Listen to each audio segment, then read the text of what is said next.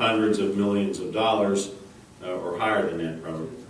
2 to 3 billion. That's a lot more than 100 million. So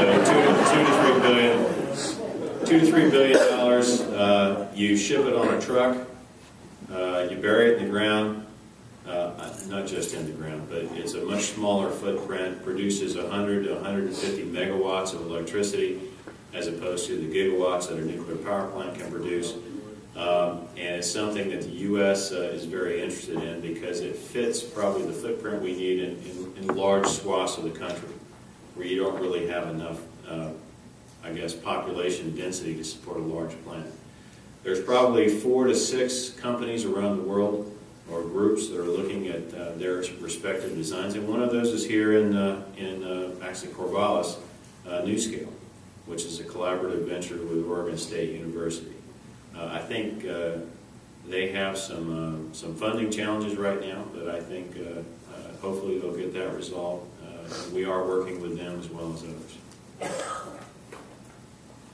In the back.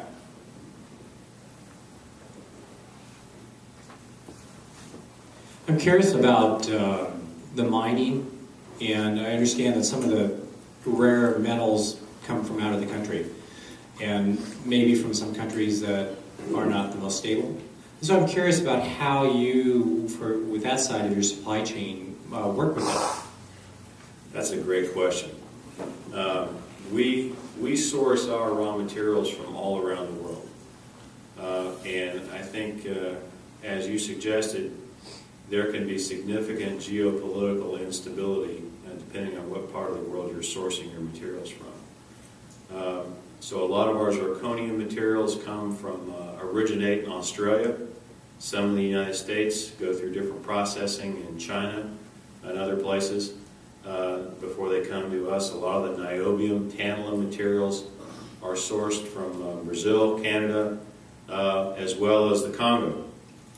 And we, for many years, and it's recently been put into law by the Dodd-Frank bill, we are not allowed as a U.S.-based company to procure materials from what they call conflict regions, which is the region surrounding the Democratic Republic of Congo. We haven't done that in many, many years, but we saw the reaction when that bill was enacted. It drove the prices of our raw materials through the roof, which meant there were a lot of people buying things from the Congo around the world. So we're glad to see that. But it's something we have to pay close attention to. We try to multiple source our materials. We try to pick regions of the world that are politically stable, that we have long-standing relationships with, and we've been largely successful doing that. I'll try another one. John? How close is fusion reaction compared to fission? Is fusion anywhere near? Well, the question is, how close are we to fusion? Well, this project that I showed you on the screen, the International Thermonuclear Experimental Reactor, ITER, short word for it, is the next step. I don't think anybody's demonstrated a sustainable reaction that's cost effective. So this is the next step in that research effort to do that. Yes? Hi, Brian Orr. I wanted to know if are you on target to start the sponge plant back up, or have you already done that at the Albany site? The Albany site, we have that facility basically in standby.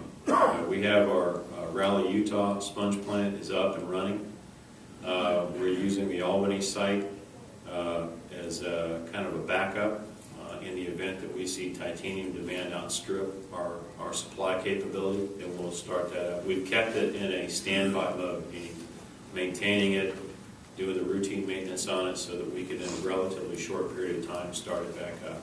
And based on current titanium demand is something that we pull the list out and keep current and know how to do that. But no, we have no immediate plans to start it back up. Yes? Speaking of titanium, for some time, Ormet purchased sponge largely from Russia. Does your present capacity for titanium sponge meet all your needs for fabrication? No. We have a strategy where we try to maximize our internal capacity for sponge and use contract sponge sources from the outside to kind of buffer that. So we have long-term contracts with the Japanese. We have some supply from Russia itself. We have some supply from Kazakhstan. And I would imagine that that would be the case going forward. We'll try to use contract sources, assuming they're cost effective, to kind of buffer our internal capacity. So, John, you might explain what sponge is? Okay, that's a great question. Titanium sponge, zirconium sponge, is the result of a chemical reaction. It literally, if you've ever seen real sea sponges, you'll see them in gift shops and those things where it's kind of a porous looking material.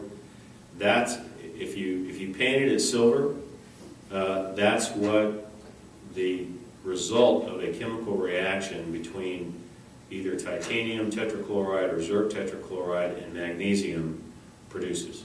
It's a cakey, silvery looking stuff that we crush up, and that forms the raw material ingredients that we use to make the alloys we do.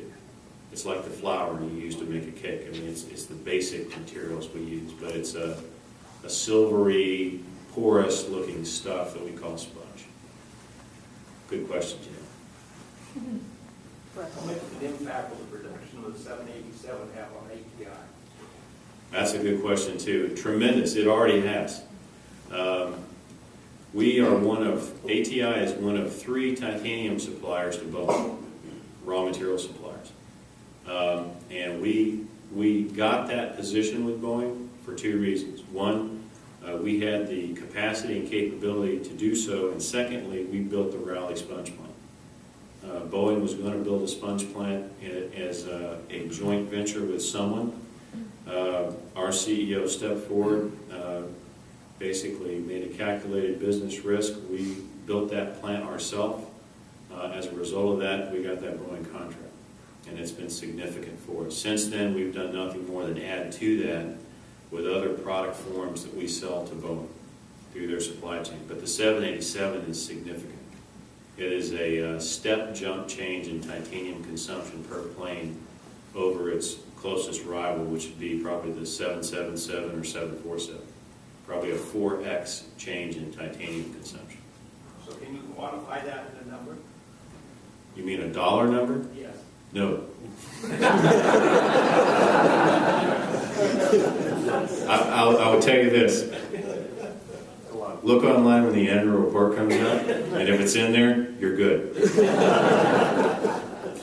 Yes?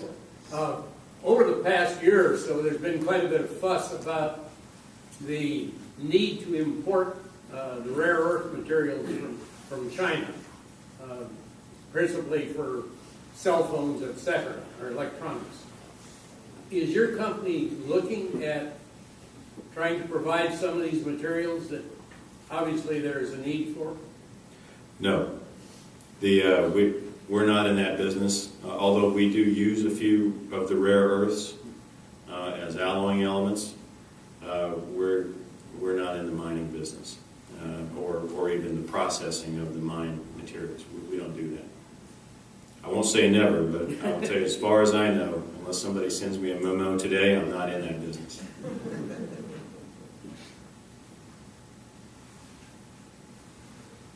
Okay, I think we're good. Thank you very much.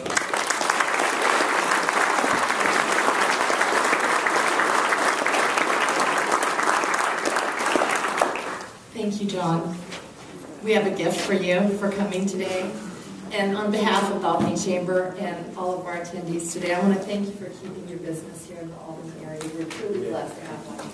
We really are.